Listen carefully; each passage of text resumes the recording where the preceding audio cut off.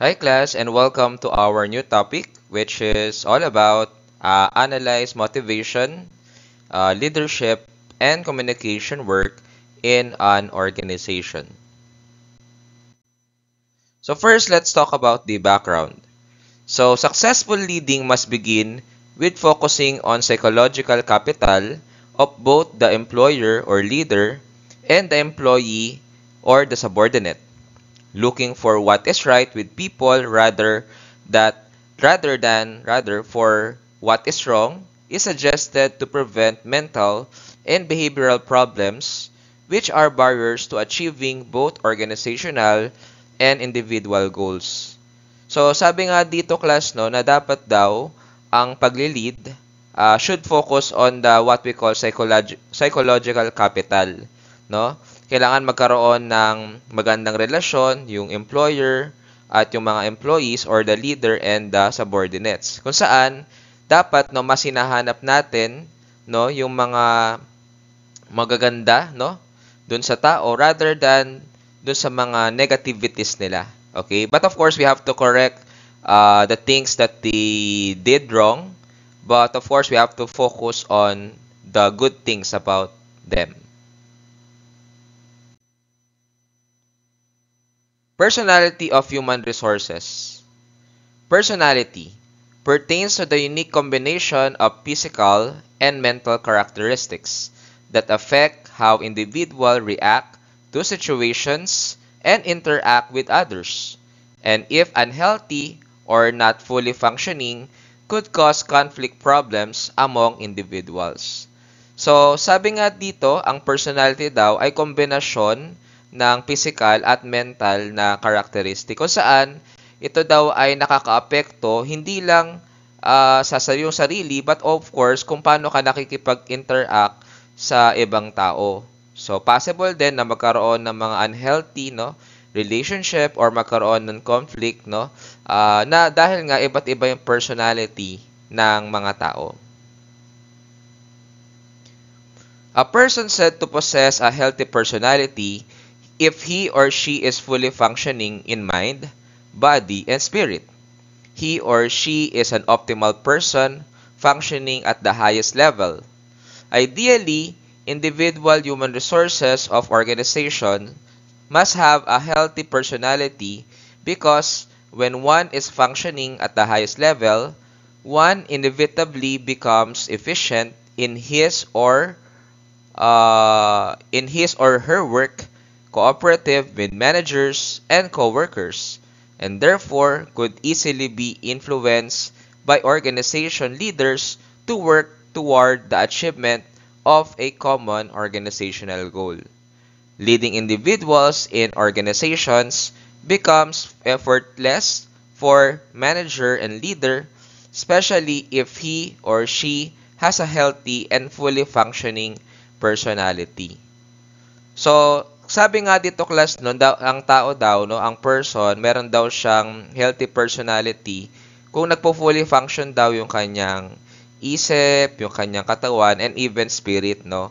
Kung saan yung tao na yun is very optimal person. Kasi sometimes, no, when we have co-employees, we have leader or boss that is negative, then it affects, no, us, no? And once kasi na optimal yung person, yun, nagkakaroon siya ng efficient cooperation, no? Among managers and co-workers. Okay? Kung saan, pag optimal nga ang person, ito ay nagdudulot ng achievement ng common organizational goal. So, na-achieve nila yung mga goals nila.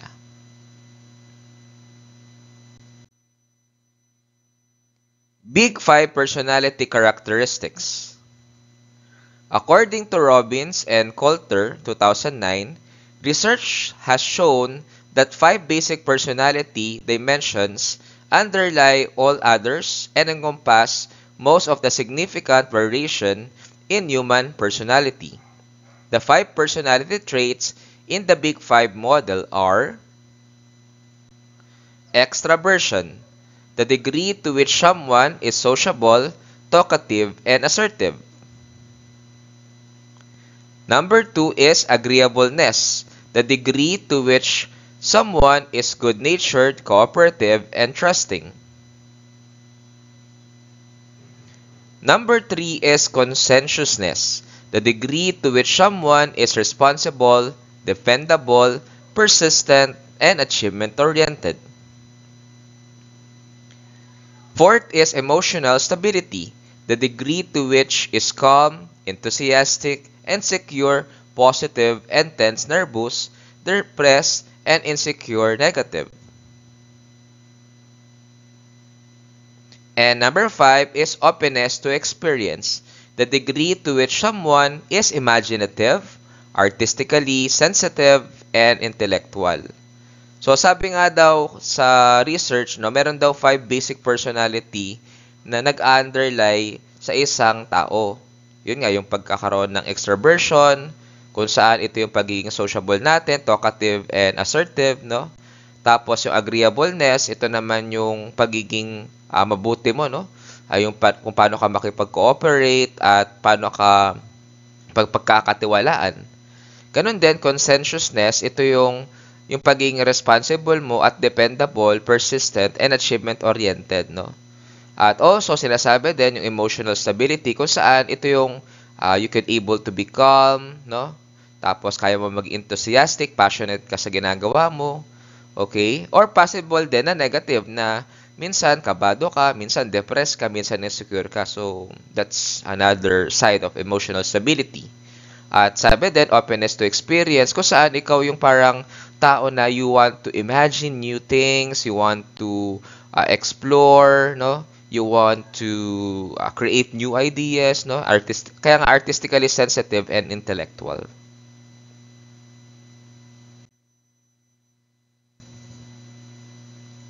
Leading in organization.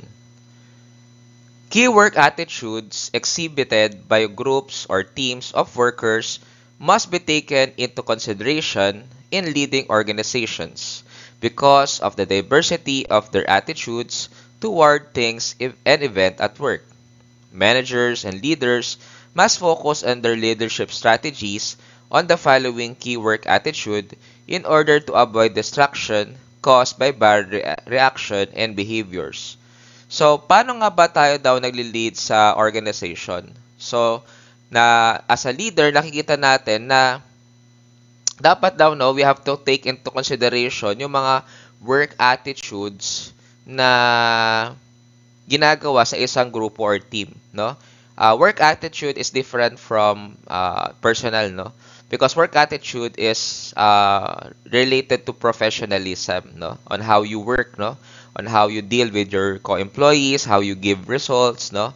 At sabi nga dito, talagang ano daw, iba't iba daw talaga yung mga attitudes ng mga workers, okay? That is the reality. Okay? At para daw makapag-focus ang mga managers and leaders on the leadership strategies ay kailangan ma-avoid nila yung mga distractions, no? Caused by bad reactions and mga behaviors. First is organizational citizenship behavior or OCB. It refers to the employee behavior that exceeds work role requirements and also behaviors that go beyond the call of duty. So, when you say the word organizational citizenship behavior, ito daw yung behavior ng isang empleyado na ginagawa niya yung trabaho niya na more than the role requirements, no? And also, ito yung parang behavior niya na ito lang yung duty niya pero he is working beyond the call of duty. Is there an employee like that? Yes.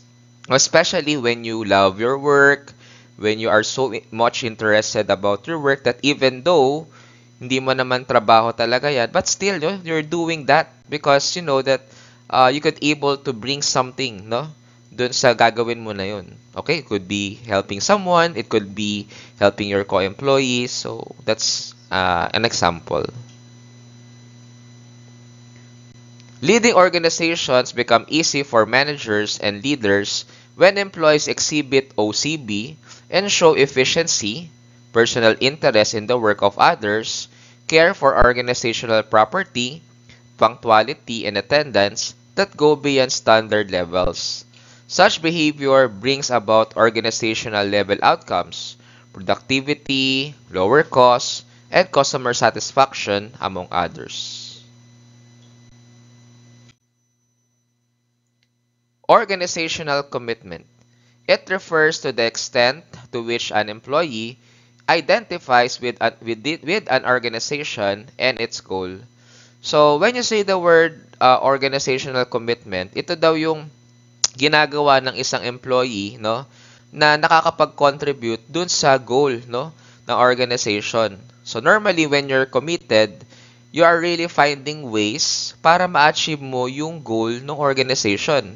Kahit na lack of time, lack of resources, there are so much challenges at your workplace, but still, no, you are committed. Kasi pag committed ka, talagang talagang hindi ka bibitaw, talagang ginagawa mo yung best mo, no?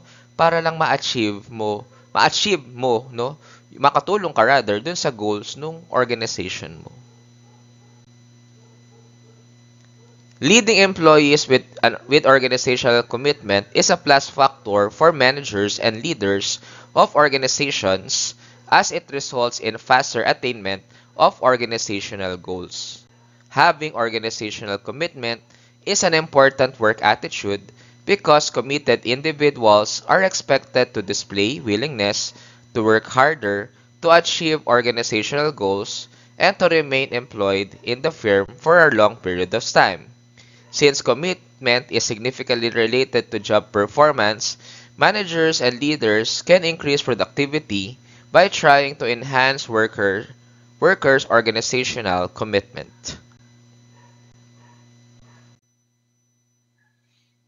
Job satisfaction and productivity. It refers to the employee's general attitude towards their respective job.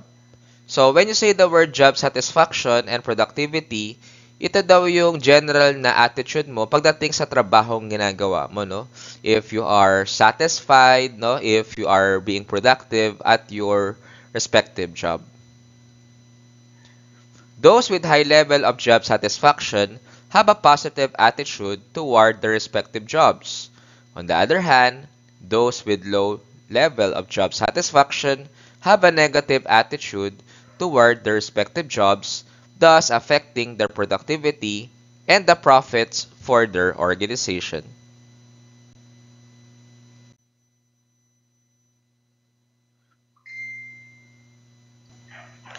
Next is motivation encourages individuals to work enthusiastically, often performing more work than what is required.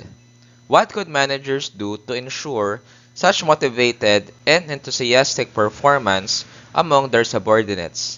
What could be done to inspire employees whose work performance is limited to the minimum need?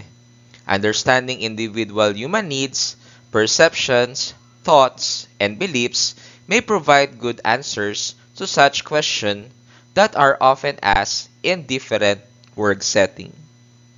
So, sabi nga dito, ang motivation daw ay nag-encourage sa individuals para mag-work enthusiastically. Yung passionate ka, yung talagang binibigay mo lahat, no, yung best mo. Kung saan, no, ikaw nagwo-work ka, no, more than what is required. Maslow hierarchy of needs theory. So first is physiological needs. It refers to the human need for food, water, shelter, either physical necessities. Next is safety needs. Refer to human for security and protection from rather physical and psychological harm. Next is social needs. Pertain to the human desire to be loved and to love, as well as the need for affection and belongingness. Next is esteem needs. It includes human need for self-respect, self-fulfillment, and become the best according to one's capability. And self-actualization needs are the final needs in Maslow hierarchy. So, dito sa Maslow hierarchy of needs ay meron siyang 5, no, na ginawa na habang tumatagal daw is mas tumataas daw yung need ng tao. Yung physiological, ito yung need natin sa mga physical needs natin, food, water, shelter. Safety needs, ito yung dapat may security and protection ka, no? Social needs, yung parang you need to be belong, no? Yung sense of affection and belongingness. Yung self-esteem naman, ito yung pagkakaroon ng self-respect, no, and self-fulfillment. That's why we want recognition, awards, promotion, and of course, self-actualization, which is the final needs in Maslow hierarchy, kung saan ito yung beyond the esteem needs na um, gusto mo na hindi lang ikaw yung parang it's more of giving na, no, it's more of actualizing, no, yourself.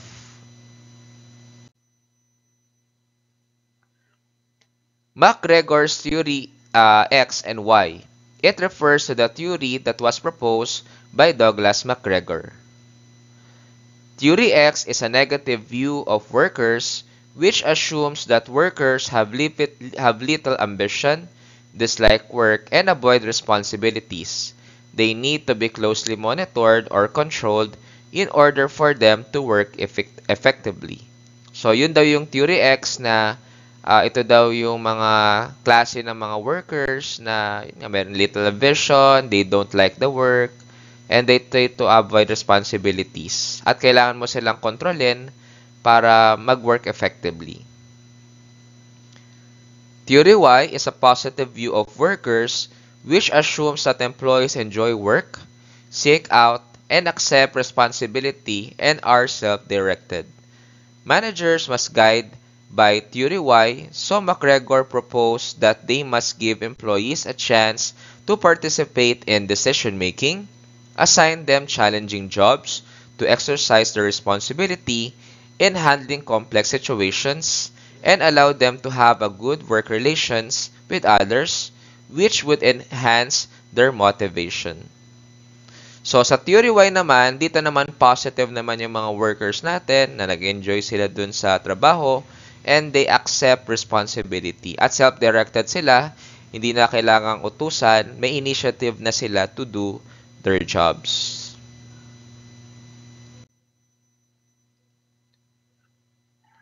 Herzberg two-factor theory.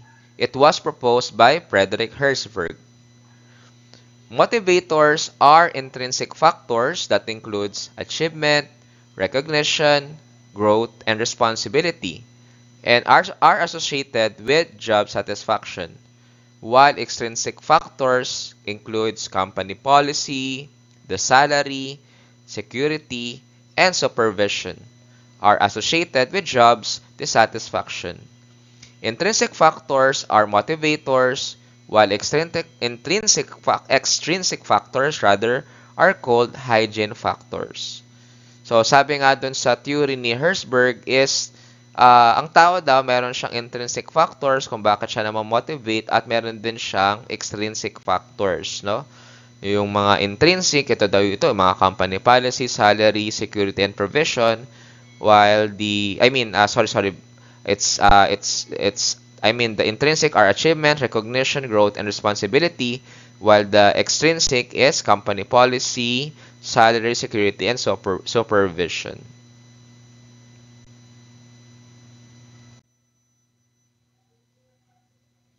McClelland's three needs theory was proposed by David McClelland, states that individuals have three needs that serve as motivators at work. First is, the three needs McClelland referred to are the need for achievement, the need for power, and the need for affiliation. Managers are advised to be observant of these needs among their subordinates, so that they could be given job assignments that would satisfy their highest needs. If possible, in doing so, they may be more motivated to work well.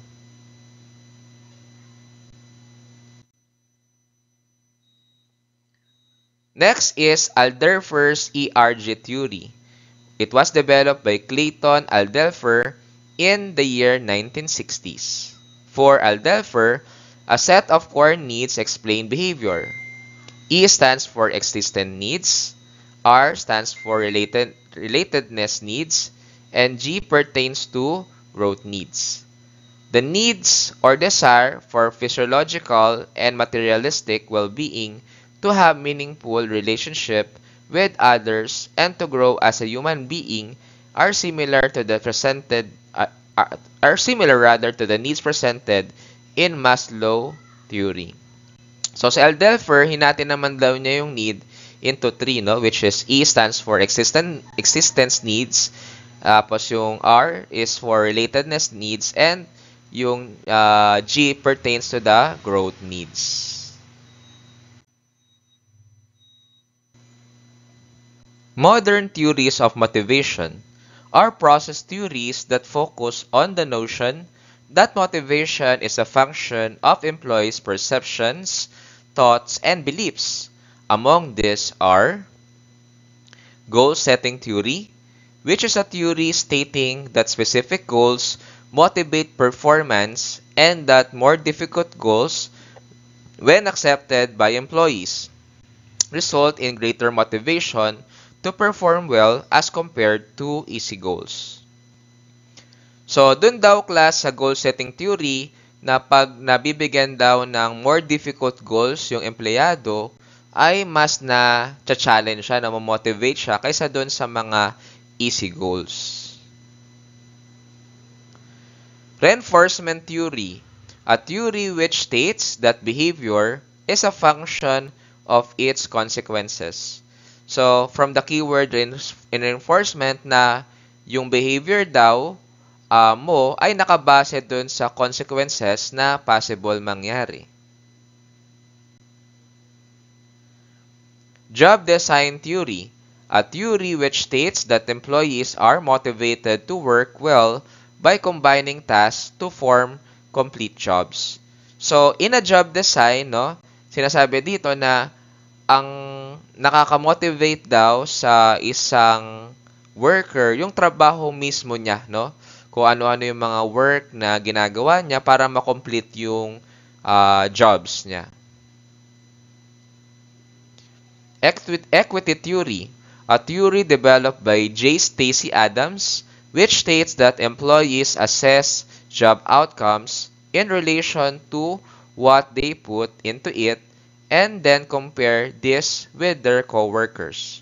So, equity theory class is ito yung parang they are trying to relate, no? Let's say, for example, their coworker was promoted at work.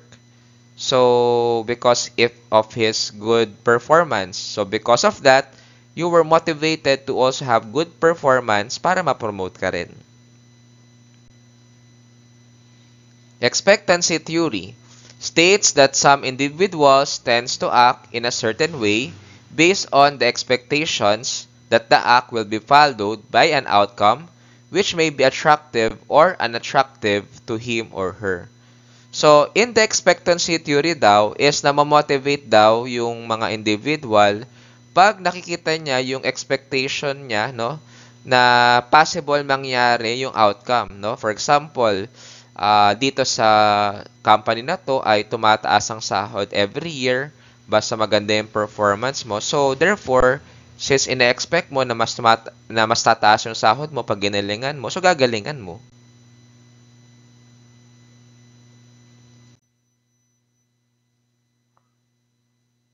Leadership styles and theories. Ideally, leadership should result in the willingness of individuals to work with zest, ardor, and self-reliance. The leader guides them and facilitates their progress toward the attainment of organizational vision, mission, goals, and objectives. Leadership theories emerge in order to respond to the need by explaining certain aspects of leadership and to better understand what drives success in this area.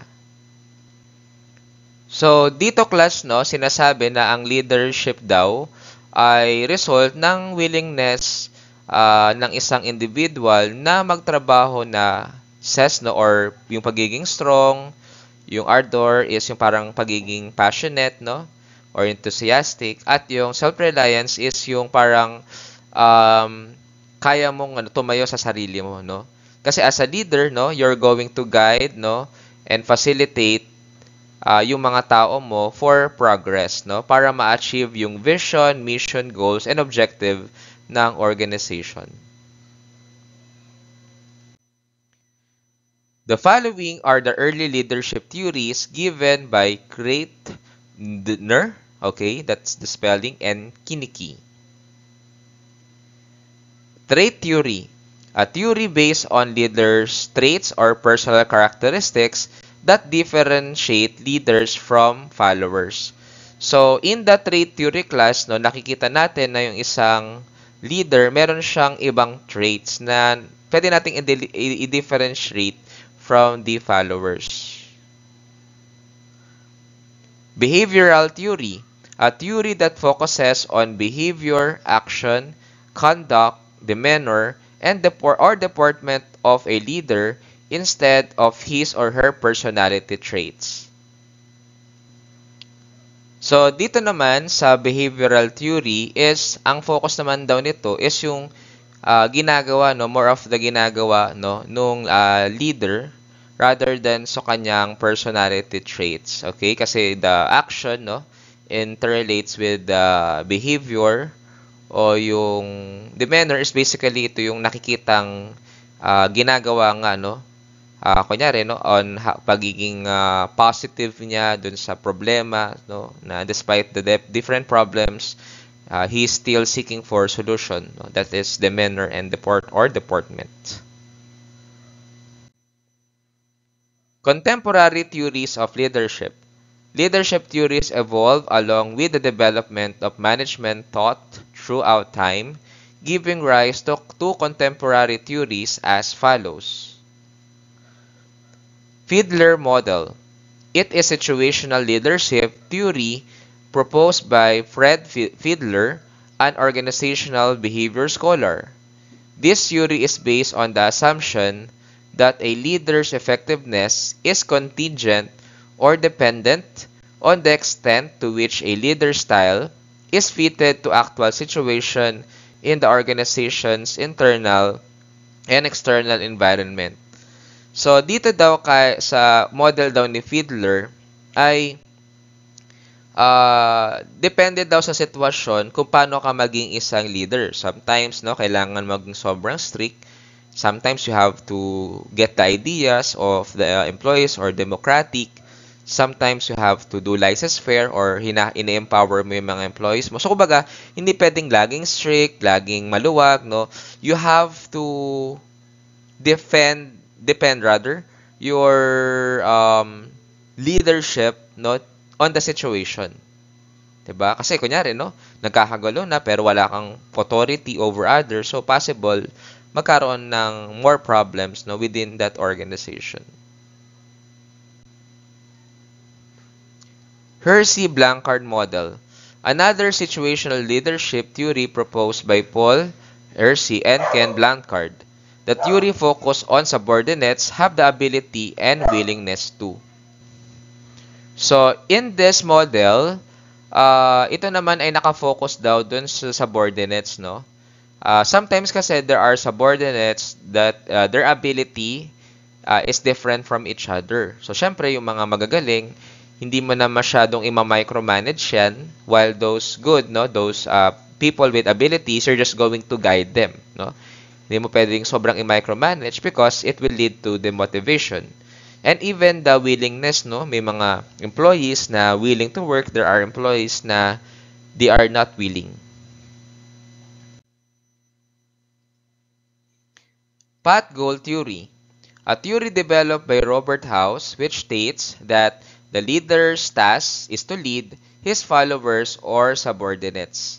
So dito sa path goal theory is talagang dapat, no, yung leader daw ay linilid, no, yung mga followers niya, no, towards the goal.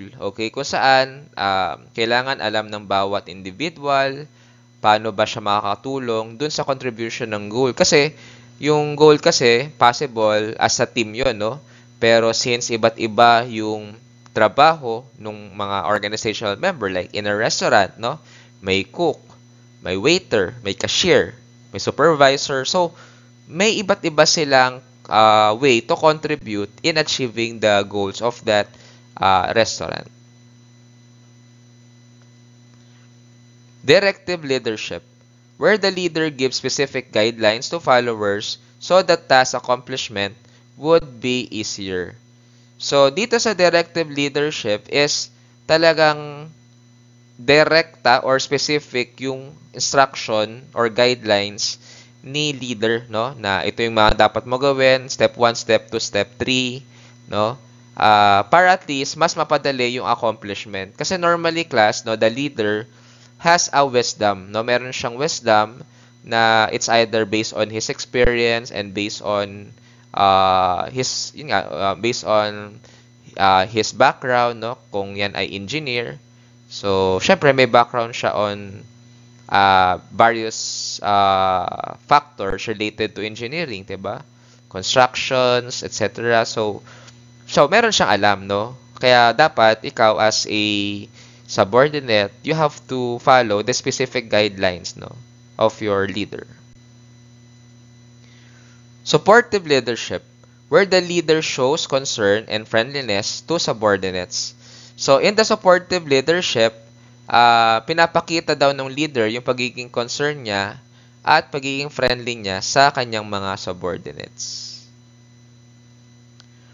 Participative leadership, where the leader asks for suggestions from followers before decision making.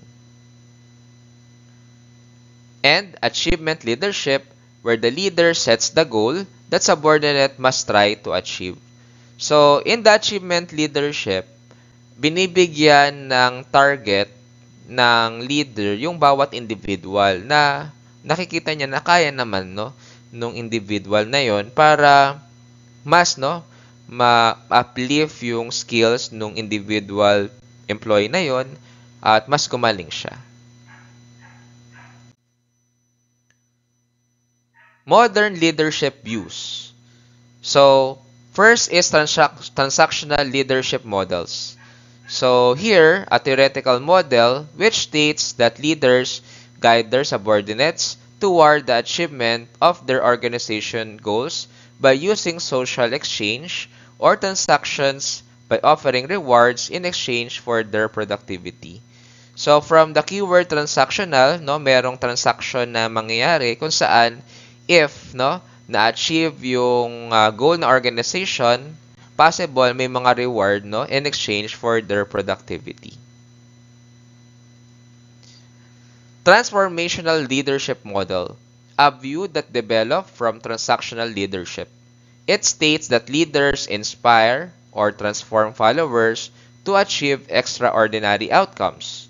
Through their leadership, they are able to excite and inspire followers to exert extra effort to achieve group goals.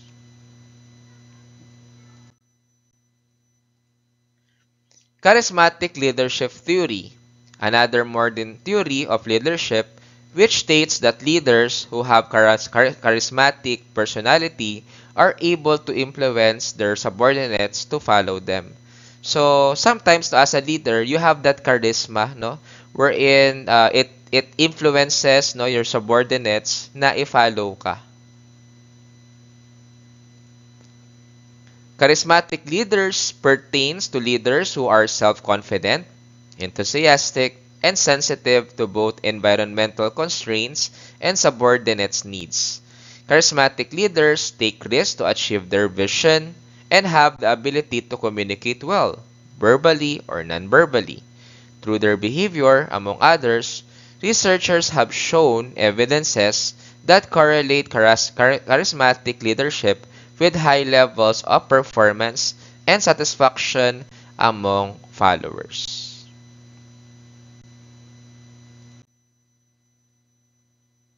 Fourth is visionary leadership theory. Is a theory which states that leaders are able to make their subordinates follow because of their ability to create and articulate a realistic, credible, and attractive vision that may improve present condition or circumstances. So, in the visionary leadership theory daw, yung leader daw is meron siyang way, no, na nakakapag-create ng mga realistic, credible, and attractive vision kung saan yung mga under him ay naniniwala dun sa vision niya. Team leadership theory is a theory that emerged because of the fact that leadership is increasingly taking place within a term context that more companies are now utilizing work teams led or guided by leaders.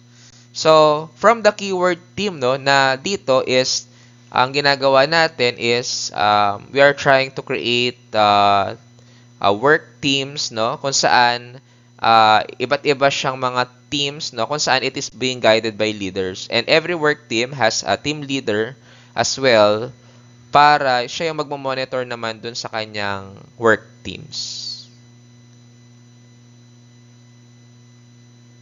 Servant leadership theory, a theory proposed by Robert Greenleaf in 1970, stating that servant leaders must focus on increased service to others rather than to one's self.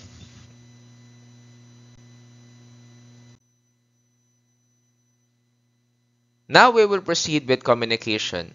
It applies to all management functions and its general purpose for the organization to bring positive changes that influence activities leading to firm's welfare. Types of communication. Communication may be verbal through the use of oral and written works or nonverbal through body movements, gestures, facial expressions, eye contact, and by touching as well. It may also be classified as formal if the communication takes place within the prescribed routine organizational work arrangements, and informal if communication is not defined by an organizational hierarchical structure. Communication is formal when the manager gives an assignment to a subordinates, and informal when employees talk to their friends in the office about a weekend party or a vacation which they plan to take.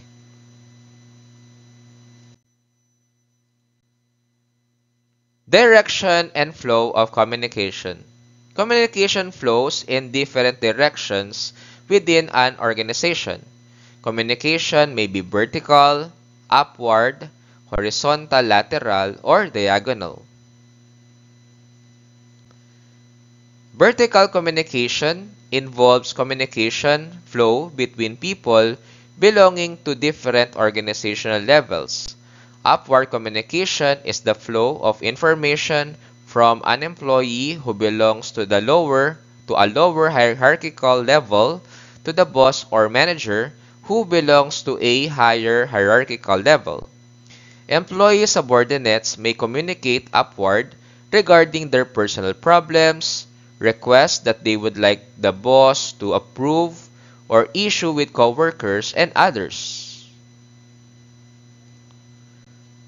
Downward communication is the flow of information from manager who belongs to a higher hierarchical level to the subordinates or employees who belong to lower hierarchical levels. Examples are when the boss gives orders to subordinates to finish certain tasks, communicates organizational policies and practices, and comments about work performance, among others.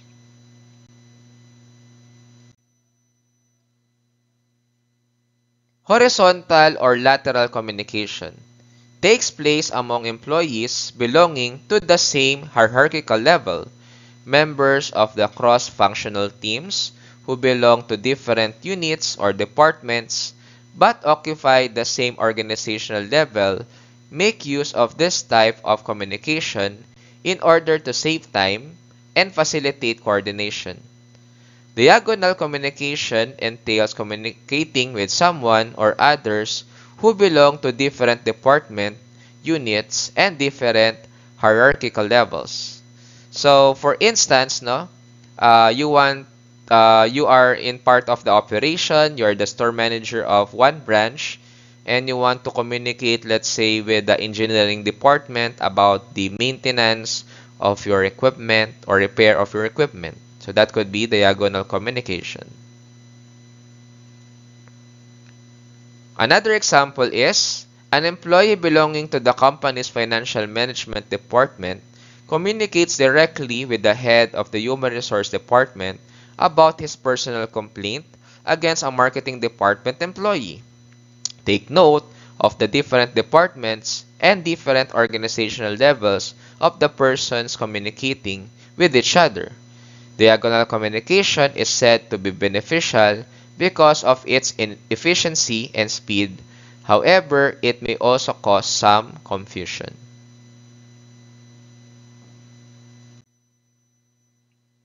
Communication networks in organization.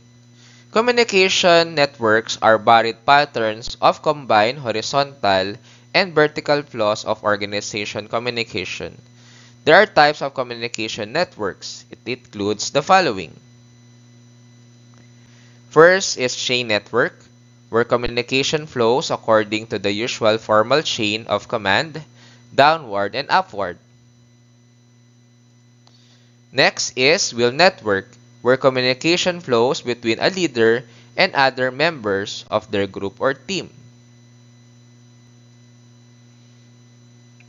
Next is all-channel network, where communication flows freely among all members of a team.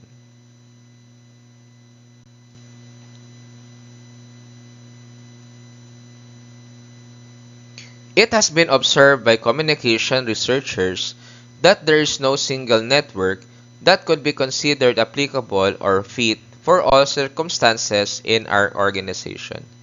So, base nga daw sa research, no, wala daw isang single network na ginagawa sa isang organization. Pwedeng chain, no, pwedeng wheel network, or pwedeng all-channel network. It depends on the circumstances or the situation.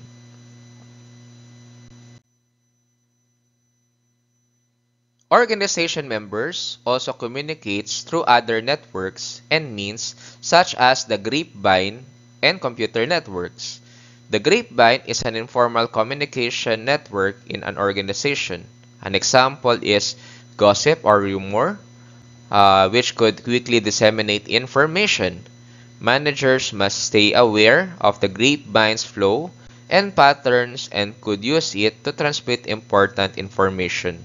They, however, should also be conscious of the negative effects of gossip, as this may cause conflicts in their company. Negative effects or rumors may be minimized by practicing transparency and communicating openly with employees.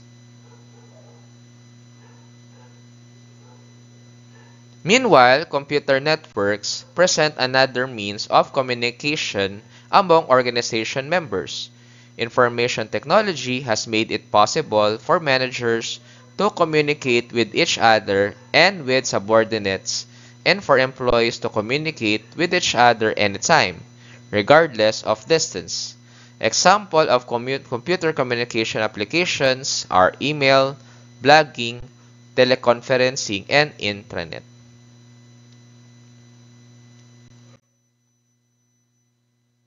Barriers to communication. Organization members may encounter various types of barriers that can alter meaning of communications that they receive. These barriers include filtering, emotions, information overload, defensiveness, language, and national culture. Filtering, the shaping of information communicated in order to make it look good or advantageous to the receiver. Emotions, the interpretation of communications which may be influenced by extreme emotions felt by the receiver. Information overload, another barrier to good communication, since there are too many pieces of information received by an individual may have a negative effect on person's processing capacity.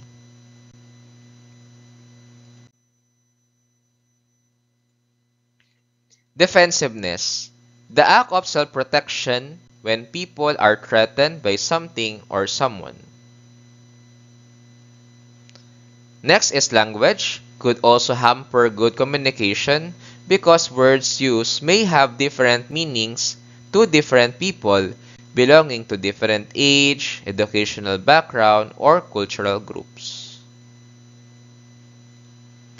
National culture. Just like language, the prevailing national culture may also cause problems in communication among members of an organization, especially if it is multinational company.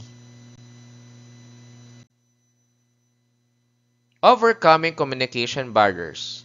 First is by using feedback. This is usually done by asking questions about a memo sent to subordinates or by asking them to give their comments or suggestions. In doing so, they are able to determine whether the communication they sent out was understood the way they originally intended. Using simple language. This is done by avoiding uncommon terms and flowery words that they may just cause misinterpretation rather. Language use must fit the level of understanding of the intended recipients of the communication. Active listening. This means listening well in order to grasp the full meaning of the communication. Controlling emotions. This is another method of overcoming communication misinterpretation. When the receiver is affected by extreme anger, his interpretation of a message received may not be accurate. Observing body language. This also influences how communication is interpreted. Actions of the message receiver, like throwing away a letter delivered to him, betrays its negative feelings regarding its message, even if he says yes or okay to what is requested.